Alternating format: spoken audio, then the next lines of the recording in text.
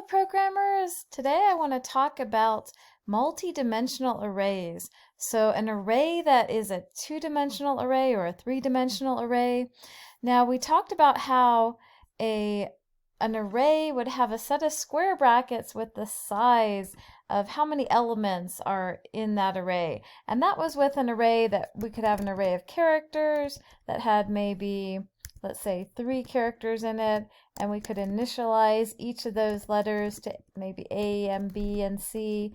But what if you have a two-dimensional array? So for instance, if you want to represent this matrix that has 2 different rows and 3 different columns, well, you can do that. For every dimension you have in your array, you'll have a set of square brackets with the size inside of those square brackets. So this array is going to represent that matrix above in comments, where we've got our first row with curly braces around the row, and our second row with curly braces around that, and curly braces around the whole thing. So this will represent that matrix with 2 rows and 3 columns. And then to print out everything inside of that, well, I've got 2 for loops. One to loop through each row. So if it's just 2 rows, I'm going to go from row 0 to row less than 2. And one for each of the 3 columns. And I'll put that for loop nested inside of the other for loop. So it's going to run every single time we're looking at a different row.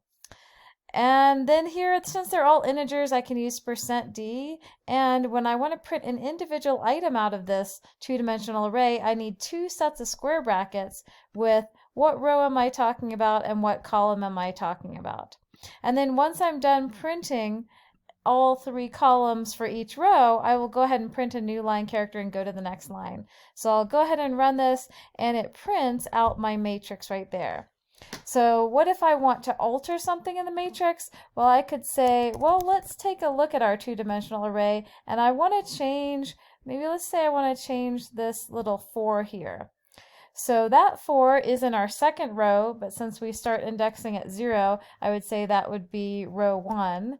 And it's the very first element in that row. And let's say I want to change that to 100. Now I run my program, and the difference I see is, yep, I have changed the 4 to 100. So you can do assignment statements on items in the two-dimensional array, and then if I didn't want this to be a 2 by 3 matrix, then I could say, well, what if I want it to be a 2 by 4 matrix? Well, we just need to add,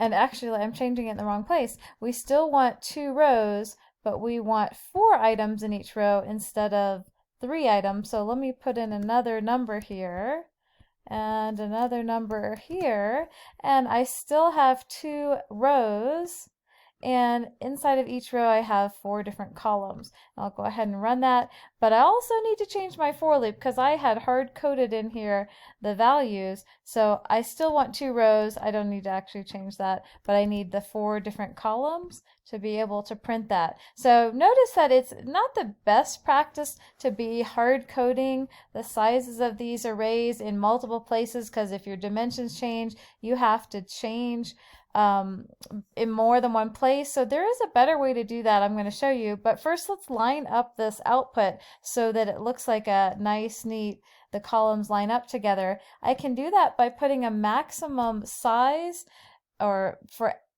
if I want to print out the integer, let's say I want to print it out and allow 5 positions for every integer. Now it's going to right-align it as a default, and if it doesn't take up 5 positions to print that, then you'll have a bunch of spaces at the end. But we have a nice, neat, lined up matrix. Now let me show you how to get rid of hard coding this in more than one place. So right after your pound include in a program would be the ideal place to put a pound define a pre-processing directive or a constant for something like the number of rows is going to be 2. Why is that autofilling to that? I want it to be 2. And then the next one is going to be define the number of columns to be 4. And this is kind of like a variable saying row is 2 and column is 4, but it's a little different. And now I do not need to set this up by hard coding it, we can use the symbolic constant. And the same thing here, we can use row and columns, because in C, you're not allowed to use a normal variable to specify the size of an array, unlike some other languages that let you do that. But you can do almost the same thing by setting up ahead of time that there's these constants that have 2 and 4 inside of them. So there shouldn't be any change to the program. But now in the future, if I want to change the size, then I just do it in one place. You know, if I want to say there's 3 rows, I just do it in one place. I haven't initialized my my third row, so who knows what's in there. In this case, it looks like all zeros. But that is a little bit about two-dimensional arrays.